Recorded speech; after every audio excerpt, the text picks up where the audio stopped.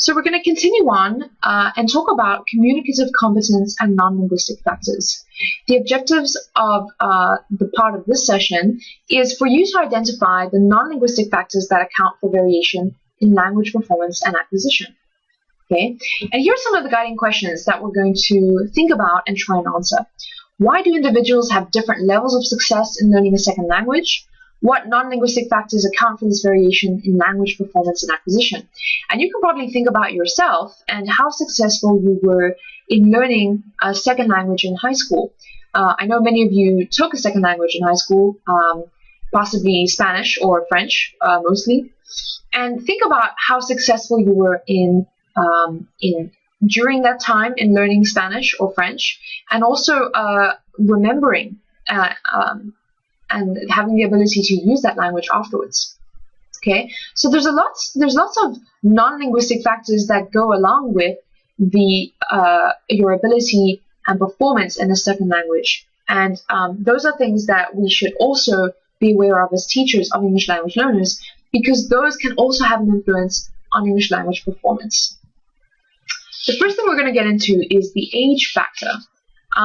And the critical period hypothesis is basically an idea that was represented in research. Okay, and it's this idea that there is a biologically determined period for language acquisition. Okay, so at the beginning of life, right, between this is the theory, is that between the ages of birth and around 7, around puberty, language can be acquired more easily, and after that puberty time, language becomes more difficult to acquire. Okay, now I'm going to reiterate, this is just a theory, this is a hypothesis. Okay, it's not actually proven at this point to a large extent. Okay, so the idea behind the critical period hypothesis is that children learn a second language more readily than adults, and that children gain a native-like competence in that second language between birth and puberty. And so this takes into account some underlying cognitive processes, such as lateralization of the brain.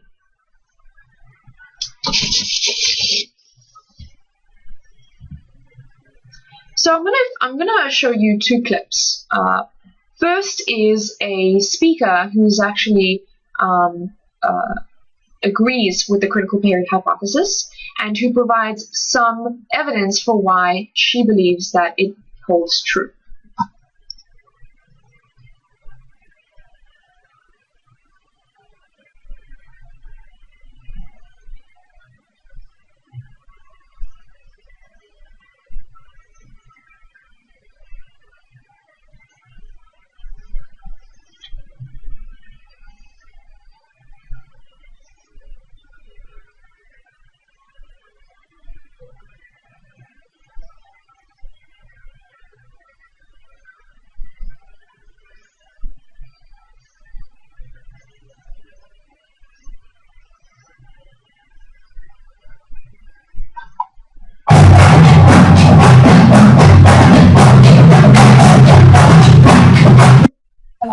Interestingly, the part of the brain that's responsible for processing language is on a maturational timetable, and we know very clearly what that timetable is, when the periods are most sensitive, and it's not for all parts of language. There are some parts of language that remain open for life, like the vocabulary, and there are other parts of language that on a maturational timetable our brain reaches a stable processing capacity and then stops because it's achieved its stable state. So what age are we talking about here? The different parts of language are affected differently by maturation. So early exposure is necessary for really good syntactic competence, for really good phonological competence. Early exposure is ideal. However, exposure later in life to vocabulary, which remains open for life, anytime. Okay, well that's good too. Okay, so we heard her speak about how earlier in life some things are formed or develop faster and easier than they would later on. Now I'm going to contrast that with a critique around the critical period hypothesis and opportunities for language acquisition. And so we're going to hear from someone else, actually from the same clip, who combats that theory. There's this nice myth that everyone assumes is fact that goes something like this. Children learn languages automatically for free, then something happens to our brains and we're finished. Adults can no longer learn languages. And it's simply not true.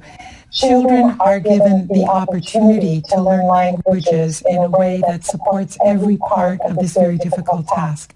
It's all they do for the first 5 years. Everyone they interact with interacts with them for the purpose of helping them learn language. If adults had that opportunity, quit your job for 5 years. Here's a mentor who will speak to you at exactly the level you need and only talk about things the mentor already knows you're thinking about. You would be very successful. But life doesn't give us that chance. So the main differences between learning languages as a child and as an adult are life. Okay, so now you've heard both sides of the argument, and I'm going to also give you some more information to help you think through whether you agree or not with the critical period hypothesis. Okay, there are pros and cons to learning language as a child and as an adult. I myself don't agree with the critical period hypothesis. And in fact, a lot of research shows that many of the aspects of language can be learned as well as they could be learned as a child. The one aspect that is a little bit more difficult to attain is native-like pronunciation of a language. Usually, if we learn a language at an older age, after puberty, it is quite difficult to get every phoneme down to the point where someone would not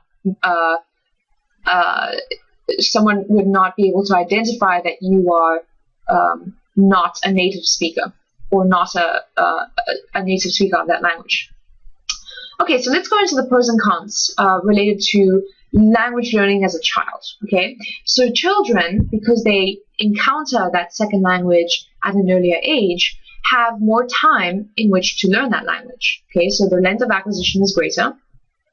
They're also less self-conscious, especially if they are before the age of sort of the teen years.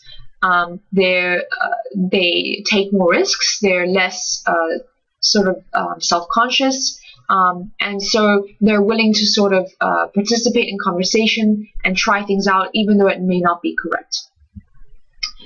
They also have less expectations to perform at a high cognitive level. Children, sort of the content and that children are learning is much easier than one would encounter at a higher age, right? Maybe in middle school or high school. And so they also have less expectations to get it right 100% of the time the first try. And then, of course, they have less anxiety due to the decrease of pressures and expectations. So they're not really worried about getting it right the first time, and that really gives them a leg up on language learning. Let's look at the pros of learning language as an adult. Adults they come to the task of language learning with extensive knowledge. They have a really great foundation in their own language, and they have sort of made many connections with other information that they've learned, and so they're really coming to the task with much more information at hand than children would. Their cognitive skills are mature, which you can't say for children. So, for example, their memory is fully developed. They also are very aware of their own learning styles and what they need to do to help themselves learn particular facets of the language. They have strategies for problem solving. So if they do encounter a problem in their language learning, they, as adults, as mature adults, they have the resources at hand and the techniques in which to figure out how to solve or get through that particular challenge. This is untrue of children, who usually are not really self-aware as learners about themselves, and often don't really have their own resources to to try and find ways to solve their academic issues. One drawback is that adults are not able to produce accent-free speech. And the reason why is, one reason why, is that they may be sort of tied to their cultural identity, and so they don't want to sound like a complete native in that second language, because they really want to show their identity as belonging to another language or another culture. Okay, another factor that influences the ability to learn, right, and this is a non-linguistic factor, is cognitive and learning styles. Okay, so basically how learners approach problem-solving tasks, conceptualize and organize information. So these cognitive and learning styles usually exist on a continuum where there's general tendencies and varying degrees depending on the context. So one way in which we can talk about a learning style is the continuum of a reflective learner versus an impulsive learner. And this really refers to somebody who likes to listen first, sort of step back, observe a lot of the conversations, interactions, and then sort of take a leap or attempt to use the language. Very different from an impulsive person who would sort of throw themselves in without having had much experience. We also see the global style versus the articulated style. People who use a global style tend to view the world holistically. They see first a bundle of relationships and only later the bits and pieces that are related. So they're also said to be field-dependent learners because they do better when the instruction doesn't focus explicitly on rule learning, but introduces the language structures through contextually embedded activities. So through story reading, through oral discussions, through group work, they start to encounter the rules, right?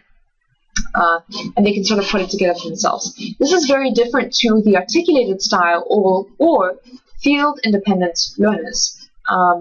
These types of learners tend to break up the world into smaller and smaller pieces where they can organize it into the larger chunks that they fit into. They're also able to consider whatever they're paying attention to as apart from the context in which it usually is found, and are said to be able to distinguish and analyze parts from the whole. So these types of learners do well in classrooms that focus on structure drills, that explicitly write out the rules and have those learners apply those rules in very sort of strictly articulated activities.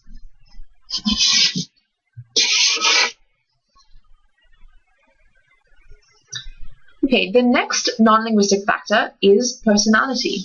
And there are several aspects that we have to take a sort of account of in the personality. The first one is affect. And by affect, it comprises feelings about ourselves and others with whom we come into contact. And the way that it sort of connects to English language learners is that these students need to be receptive to both the language that they're hearing and the people who are speaking the language.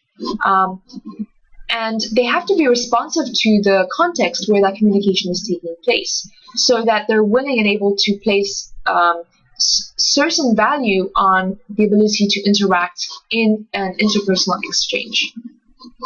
Self-esteem is also part of personality, and we can break it up into three types: global, situational, and task.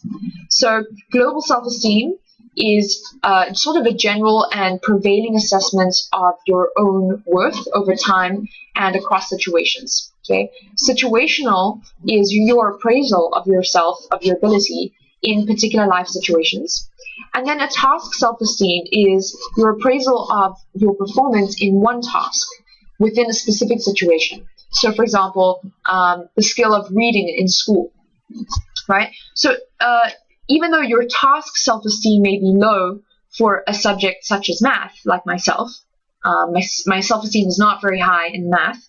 My situational self-esteem in let's say, more formal settings is quite high, right? And then globally, the self-esteem to do with the situations and the tasks would come together to sort of inform your global self-esteem.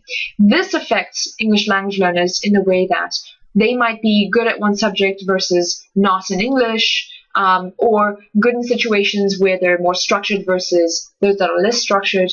But basically, that self-esteem is going to influence their language learning process and development.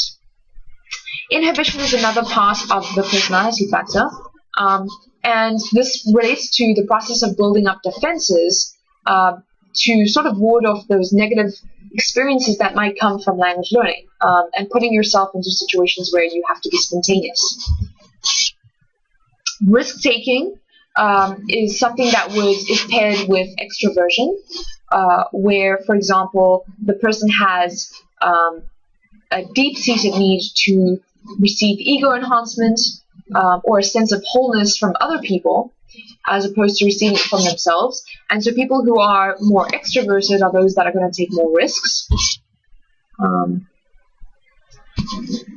And then introversion would be actually a personality factor that would hinder one's learning progress in certain ways, right? An introverted person is usually anxious around social situations, and so while they might be pretty good at studying by themselves and being diligent in their own studies, actually getting out there and using the language might represent sort of a difficulty for them.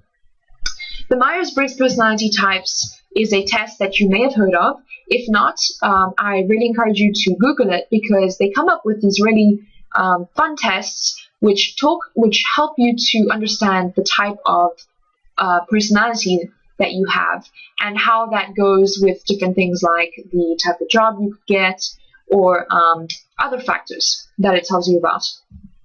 If you were to take this personality test, you can then see, you can use this table to identify your assets and your liabilities with regard to language learning. And obviously this is something that could be helpful for your English language learners as well, for them to understand how their personality affects their potential development in English. So, for example, if we were to look at feeling in terms of the preference, right? So if we go down to feeling, the asset of somebody who tends to be a feeling person is somebody with integrative motivation, but the liability is that they could be discouraged if they're not appreciated. So you can understand how this could be translated for language learning. Okay, so for example, a sensing person is somebody who would be hard and systematic at their work and also would be detail-oriented, but they would need somebody to structure their language learning for them. Okay, they're not somebody who can actually take it on and structure themselves. Okay, the social psychological factor comes next, and part of social psychological factor is motivation. Motivation, there are actually different types. The first is extrinsic, and extrinsic motivation are those people who pursue a goal only to receive an external reward. So the behaviors that they engage in are motivated by anticipation of a reward from the outside, right? Something that comes beyond the self. So perhaps increased salary, right? From knowing a language. That would be an extrinsic motivation for that person to then take a language course. Intrinsic motivation is the opposite. It's learning for your own self-perceived needs and goals, right? So there's no apparent reward except for the activity itself, where that activity is bringing some internal rewards such as competence or satisfaction or self-determination, for example. Instrumental motivation is the desire to obtain something practical or concrete from the study of a second language. For example, meeting the requirements of your high school degree, right? A lot of the requirements of a high school degree is to have taken language for 2 years. And so taking that class and learning Spanish or French would be an instrumental would be guided by your instrumental motivation. And lastly, integrative motivation is the desire to identify with the language community. So let's say that you took a trip to a country, let's say France, and you really appreciated the culture and you really liked the people that you met, and you want to feel more, have more in common with the culture and be able to sort of become an insider to that community. That would be integrative motivation that drives you to then learn that language. There are also 3 ways that we can view motivation based on the language acquisition theories that we covered. So behavioristic view would be the anticipation of reward, right? Or to get positive reinforcement from outside. The cognitive view would be driven by like basic human needs or internal individual forces that are pushing you forward. And then the constructivist motivation would be to engage yourself in a community, in a social context where you really can interact with others and have the security of a group. Okay, attitudes also play a really large role in the social psychological factor. Second language learning involves the integration of cultural skills and values, and a language learner's attitudes about the culture and the language that's tied to that culture may either hamper or help to support language acquisition. So with regards to attitudes, we look at Schumann's acculturation model, and his model really helped to try and have teachers understand why some students are successful in cultural adaptation versus others that gain more social distance. So in his idea of acculturation, he asks 2 different questions. The first is it considered to be of value to maintain cultural identity and characteristics? And the second question is it considered to be of value to maintain relationships with other groups? So these 2 questions would be asked to your English language learners. And if they were to answer yes to both, as in it is valuable to maintain the cultural identity and relationships with other groups, then they would be considered integrated. If they said no, they could be either assimilated, separate, or marginalized. And this really sheds light on values of the home country and home language, and of the culture and language connected to the US. Remember also that ideas around and attitudes can change and shift over time. So even though an English language learner may fall into the assimilated or the marginalized grouping now, with time that may shift. Okay. Also, having them take this model, this test, would help you to understand and realize if that student is going through sort of a rebellious phase, or is going through culture shock, where they haven't come to terms yet with the new culture around them, especially if they are immigrants to the US.